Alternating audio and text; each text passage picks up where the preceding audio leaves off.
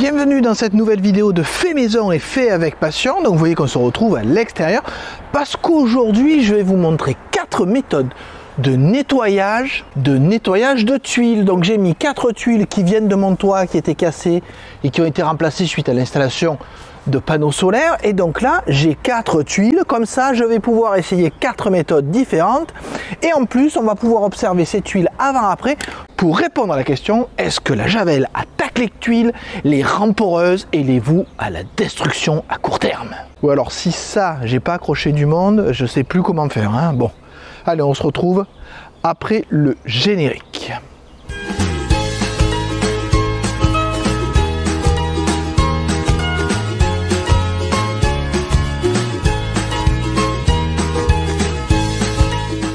Mais alors me direz-vous, quel est l'intérêt d'avoir ces 4 tuiles pour 4 méthodes? Alors déjà, vous allez avoir 4 méthodes différentes, 2 chimiques et 2 mécaniques, c'est-à-dire de la javel que j'ai mis dans un petit flacon et du produit anti-verdissure que j'ai mis dans un petit flacon. 2 actions mécaniques parce qu'effectivement vous aurez aussi à la brosse métallique, quoique je ne me vois pas brosser tout mon toit, mais ça mérite d'être essayé sur une tuile. Et évidemment, dernière méthode, ça sera le Karcher. Mais ce n'est pas tout, il faut imaginer que avant de nettoyer ces tuiles, je vais utiliser cette petite caméra microscope qu'on peut brancher sur un téléphone pour avoir un x40 et un x100. Comme cela, on verra l'état de la tuile avant et on verra l'état de la tuile après pour bien comprendre si ces produits ont attaqué la structure même de la tuile et les ont rendues poreuses ou si c'est pas le cas. Parce que finalement, il y a beaucoup de choses sur Internet, mais on ne trouve aucune étude sourcée un peu extérieure. Quand je dis un peu extérieur, je veux dire pas par des gens qui vous vendent un service pour nettoyer un toit, hein, ou pas par des gens qui vous vendent un produit pour nettoyer un toit et qui vous disent évidemment que tous les autres sont mauvais. Donc là, on aura un point de vue très proche, puisque x40 ou x100, sur une tuile après son nettoyage par différents produits. Et on pourra enfin comparer l'efficacité des produits. Parce que bien évidemment, je vais me filmer pendant que je fais le nettoyage. Peut-être que sur ce produit, je ne vais pas tout filmer, parce qu'il y a écrit sur le mode d'emploi que cela agit en plusieurs jours. Je ne vais pas filmer en plusieurs jours, à la limite, je montrerai le résultat au bout de plusieurs jours, mais je ne vais pas rester comme ça plusieurs jours. Donc, première étape maintenant, filmer les 4 tuiles à différents endroits facilement repérables pour savoir dans quel état sont les tuiles avant le nettoyage, ce qui permettra de faire un petit comparatif avant-après. Alors pour filmer ces tuiles, je vais utiliser mon téléphone avec une application dédiée. Donc ce que vous verrez sont des captures d'écran. Première chose, de repérer les endroits. Je pense que je vais prendre le haut ici, qui est un coin qui est facilement repérable, là. Voilà, et après je regarderai peut-être ici, vers la fin du relief qui est là. Et quelque part ici au milieu, ici et ici, pour voir ce que ça donne sur des zones à peu près à la même hauteur. Donc, branchement de l'appareil. Si je mets en route le téléphone, c'est mieux. Voilà. Alors oui, ça peut paraître étrange, je me retrouve ici dans une vidéo correctrice, parce que c'est pas les mêmes tuiles qu'au départ, parce que je me suis rendu compte que ce que j'avais filmé avec ma caméra n'était pas assez précis. Je ne peux pas comparer les endroits. Donc j'ai fait un gabarit en papier qui va me permettre d'abord d'avoir des marques fixes. Et comme ça, je sais quels sont les 3 endroits que je regarderai. Et ça sera des endroits que je vais pouvoir comparer après quand j'aurai fait mes résultats. Et donc j'aurai vraiment l'endroit en large et l'endroit en plan serré. Donc là, je vais faire des marques avec une bombe peinture. Après, je vais refaire les mêmes traitements, la javel, le produit spécial, la brosse et le Karcher. Et après, je pourrai comparer exactement les 3 endroits et j'aurai vraiment un avant-après. Donc première étape, faire les marques, ensuite faire les observations, ensuite faire les traitements, et ensuite refaire les observations. Et nous, on va se retrouver à la fin de tout ça en fait. Premier traitement, le plus attendu on va dire, c'est donc à la javel. Donc pour vous donner une idée du temps qui va passer, je peux vous dire que là il est 16h. Okay. Voici quelques recettes. Je peux vous dire qu'il est 16h14 et 58 secondes. Je ne sais pas si on le voit bien ici. Et j'applique ma javel.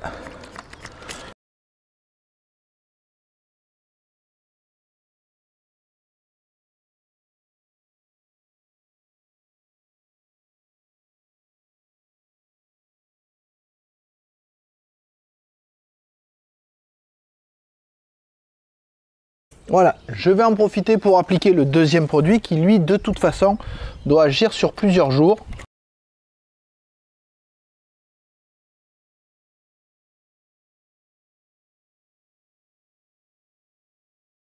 Vous voyez, j'ai été généreux aussi bien avec la javel qu'avec le produit. Alors on remarque que déjà il commence à y avoir un effet de la javel. Je peux vous dire que ça sent fort, je suis content d'être en extérieur et pas d'être à côté. Je propose que le temps que ça agisse, j'aille essayer de voir ce que je peux faire sur les deux autres tuiles avec les effets mécaniques. Quoique je pense que là, c'est quasiment fini en fait. Pour la troisième tuile, je vais donc utiliser une brosse métallique, pas de produit, et on va voir ce que ça donne à sec ou avec un peu d'eau.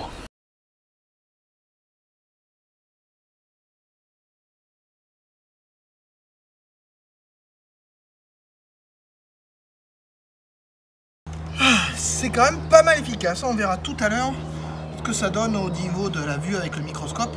Mais a priori, là, la tuile est quand même restée en très bon état. Maintenant, le Karcher. Ouf. Ça fatigue un peu quand même la brosse. Donc maintenant, dernière étape, le Karcher, alors un K680 qui a un certain âge. Et donc on va voir ce que ça donne sur cette tuile. Et après, je reviendrai sur les deux produits chimiques, en tout cas sur un, puisque l'autre, il faut plusieurs jours pour agir, on verra.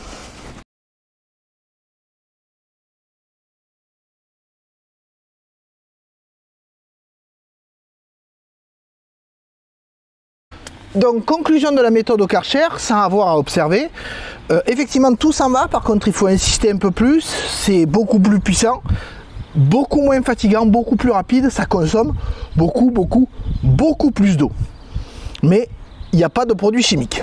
Du coup on va retourner sur la tuile avec la javel parce qu'il est 16h29, donc depuis 14, ça fait 15 minutes que ça agit quoi.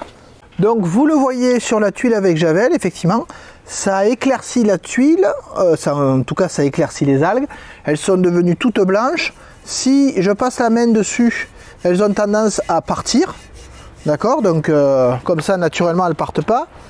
Je pense qu'avec un petit coup de jet d'eau, je vais essayer avec un coup de jet d'eau pour voir.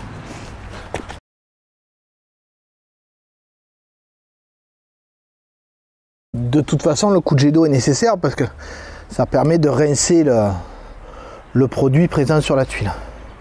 Bon, par contre, c'est moins net qu'avec la brosse et c'est moins net qu'avec le Karcher. Est-ce que ça facilite le travail de la brosse? Ah oui, effectivement. Effectivement, ça facilite le travail de la brosse. Oui, ouais, d'accord. Alors maintenant que les trois méthodes ont été utilisées et sont observables, on va passer à la vue au microscope pour voir ce que ça donne. Ou alors j'attends demain qu'elle soit sèche. Ouais, je vais peut-être attendre demain que ce soit sec parce que comme ça vous profitez aussi du fait que j'attende. Pour l'instant, le meilleur c'est la brosse en fait. Mais je vais pas brosser tout mon toit, je vais devenir fou. Pour la javel, vous allez voir, le produit est très efficace, il tue les algues, mais par contre il les laisse en place. Ce qui fait que quand elles disparaissent, il peut y avoir comme ici des petits trous qui apparaissent dans la tuile. L'algue s'est développée dedans et quand elle meurt et qu'elle s'en va, elle laisse le trou bien évidemment. On voit en tout cas un produit très efficace. Malheureusement, le nettoyant spécialisé a besoin de quasiment un mois pour agir, donc bien évidemment sur une semaine il n'y aura pas grand chose. Certaines algues en ont profité même pour se développer et on ne voit pas beaucoup. La brosse, quant à elle, est très efficace, elle fait partir les algues, bien évidemment. On voit quand même que les trous laissés par les algues peuvent persister. Mais dans l'ensemble, c'est elle qui fait le moins de dommages à la tuile. Oui, effectivement, les algues sont arrachées, mais les morceaux de tuile ne partent pas avec, et même si elles se sont développées dans des creux, cela n'a pas d'influence. À part quelques écailles pour les algues les plus profondes qui avaient commencé à attaquer la tuile, bien évidemment, cela ne sera pas gênant. Certaines algues peuvent résister quand elles sont dans des creux très profonds, mais ce n'est pas hyper gênant. Le nettoyeur haute pression, lui par contre, fait bien sauter les algues, mais il fait sauter les morceaux de tuile avec qui étaient accrochés. Donc vous le voyez ici, plein de trous apparaissent dans la tuile qui doit devenir poreuse. C'est encore plus flagrant sur les dernières images. On voit effectivement, regardez, tous les trous qui sont apparus sur la tuile et qui la rendent sûrement inapte à sa fonction. En conclusion, nous voici maintenant environ une semaine après avoir commencé cette vidéo avec les 2 tuiles nettoyées à la javel, les 2 tuiles avec le nettoyant de toit, les 2 tuiles brossées et les 2 tuiles qui sont passées au nettoyeur haute pression. Pour conclure, grosso modo, la javel tue les algues et fait réapparaître les trous qui étaient dessous. Le nettoyant spécial toit a besoin de plus de temps, mais je vois qu'au bout d'une semaine, il n'y a pas eu beaucoup de changements. Alors c'est vrai que les algues s'effritent et devraient partir s'il y a de la pluie. La brosse était le moyen le plus efficace, écologique, économique de nettoyer son toit. C'est aussi le moyen le plus fatigant, il ne faut pas se le cacher. Et enfin, le nettoyeur haute pression, qui semblait être un bon moyen de nettoyer cette tuile sans trop se fatiguer et sans utiliser de produits chimiques, finalement n'est pas une bonne solution parce que quand on zoome, on s'aperçoit que de nombreuses petites écailles sont soulevées par la puissance du jet d'eau. Ce qui signifie qu'en conclusion, la javel, effectivement, a un effet sur les algues, mais ne creuse pas la tuile. Par contre, c'est vrai qu'elle révèle les trous dans lesquels se sont développées les algues. Le nettoyant dédié à la toiture, lui, a un effet, mais il semble qu'il faille attendre plusieurs jours, voire plusieurs semaines, parce que là, celle-là, par exemple, ça fait une semaine que le produit agit, celle-là, ça fait que 3 jours. Mais si c'est vrai que les algues ont séché, on voit pas de... À moins de frotter, on ne voit pas de différence. Les tuiles qui ont été nettoyées à la brosse sont celles qui ont été le mieux nettoyées avec le moins de pollution possible, contrairement à la javel qui est un produit très polluant et très dangereux, méfiez-vous quand vous l'utilisez. Donc cette méthode-là semble être la meilleure, surtout que la tuile est le moins abîmée possible. Surtout si on compare avec le nettoyeur haute pression qui lui, certes, enlève les algues qui sont sur les tuiles, le fait sans utiliser de produits chimiques, mais est très agressif pour la structure même de la tuile, comme l'ont montré les photos prises de près. Des petites écailles se soulèvent au niveau de la structure de la tuile, ce qui laisse supposer qu'elle est désormais poreuse à un taux beaucoup plus élevé que ce qu'elle l'était déjà. Oui, parce que ça enlève l'algue, mais en arrachant l'algue, la mousse ou la fougère, ça soulève tout et ça fait tout partir. Vous comprenez donc que la javel n'est pas si terrible que ça pour la porosité des tuiles ou même des crépis. Ça, vous le verrez après la conclusion. Mais bien évidemment, j'ai pas fait de test sur 6 mois. Ça, c'est juste le test que j'ai fait là. Le produit pour nettoyant, je ne sais pas s'il est efficace. La brosse, c'est le mieux et c'est le plus fatigant. Et le Karcher, c'est à éviter. J'espère que cette vidéo vous a plu, qu'elle vous a apporté des informations nécessaires. N'hésitez pas, si vous avez d'autres informations, à les mettre en commentaire, à vous abonner, à liker, à partager cette vidéo ou à faire vous-même des tests pour me prouver que j'ai tort. C'est volontiers si c'est fait avec un peu de rigueur. Et juste après cette conclusion, je vous montre les tests de la javel, mais sur le crépi cette fois, parce que bizarrement, j'en ai un peu entendu parler. Allez, je vous dis au revoir et à bientôt. Alors en bonus de cette vidéo sur les tuiles, vous voyez que je suis là devant un mur qui commence à être un peu défraîchi. Bon, ça fait 5 ans que rien n'a été fait dessus. Je vais donc vous montrer l'effet de la javel sur le crépi qui est au niveau des marches. Donc là, j'ai appliqué de la javel, on va comparer avec juste à côté où j'en ai pas appliqué. Et évidemment sur le mur ici, on voit cette trace claire là, cette trace là qui est légèrement orangée, qui est un endroit où évidemment j'ai appliqué de la javel, alors qu'au dessus ou à côté, je n'en ai mis aucune. On verra si sur ces traces là, la javel a attaqué le crépi et l'a creusé. Bon, donc je reprends ma petite caméra, l'ordinateur et je vous compare ces enregistrements. Au niveau du mur, nous commençons ici par la partie qui n'a pas encore été traitée à la javel. Donc on voit très bien les graines de quartz qui composent le crépi et on remarque en zoomant notamment que les algues et les différents éléments vivants qui se développent dans les creux.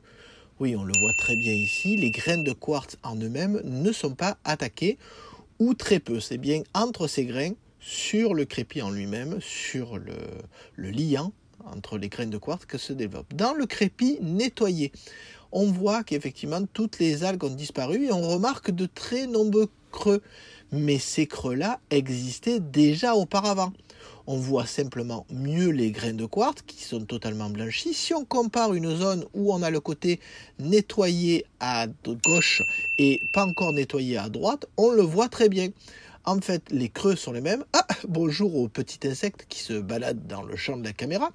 Donc, on le voit à droite, les algues sont dans les creux et dans le côté à gauche, il y a toujours les creux, mais sans les algues ou en tout cas sans une majorité d'entre elles. Ce qui fait que, selon moi, la javel ne creuse pas le crépi. En fait, elle fait apparaître les creux qui existaient. On est ici au niveau du mur et non plus au niveau de l'escalier et même chose, sauf que les algues ont eu plus de temps pour se développer. Oui, parce que le mur est plus exposé à la pluie que l'escalier qui est un peu protégé. Les algues couvrent donc une surface plus grande et ont même commencé à couvrir certains grains de quartz. On voit toujours les creux qui existent dans le crépi, puisque c'est même le principe d'un crépi, c'est d'avoir un enduit avec une texture et donc des creux. Si on reprend là, on voit aussi ce grain de quartz qui, lui, n'a pas été colonisé. Sur le même crépi, juste à côté, nettoyé à la javel, on voit très bien les grains de quartz puisque maintenant, il y a eu disparition des algues et autres végétaux et mousses qui se développaient sur le crépi. Mais les creux sont toujours présents. On peut même supposer, mais ça c'est lié à mes études, que les mousses, végétaux, algues qui se développent ont même aggravé les creux puisqu'ils ont pour certains des acides qui leur permettent de se développer et de s'affirmer en tout cas dans leur accroche sur le mur. On voit très bien les creux, mais si on compare à une zone qui n'a pas encore été nettoyée, c'est-à-dire que si on fait la même chose que tout à l'heure et qu'on reprend une comparaison entre zone propre et zone non propre, vous allez le voir, il existe exactement la même chose. Les creux étaient déjà présents et la javel n'a pas aggravé ces creux. Simplement, elle les a révélés puisque les algues qui étaient à l'intérieur ont disparu. Vous voyez ici la zone non nettoyée et ici la zone nettoyée. La texture, la topologie de l'endroit est exactement le même. Donc, je ne pense pas qu'on puisse dire que la javel attaque le crépi. Le plus simple serait de tremper un morceau de crépi pendant une semaine dans de la javel. Derrière ici, avec deux photos cadrées, on remarque que les grains de sable et les creux restent aux mêmes endroits.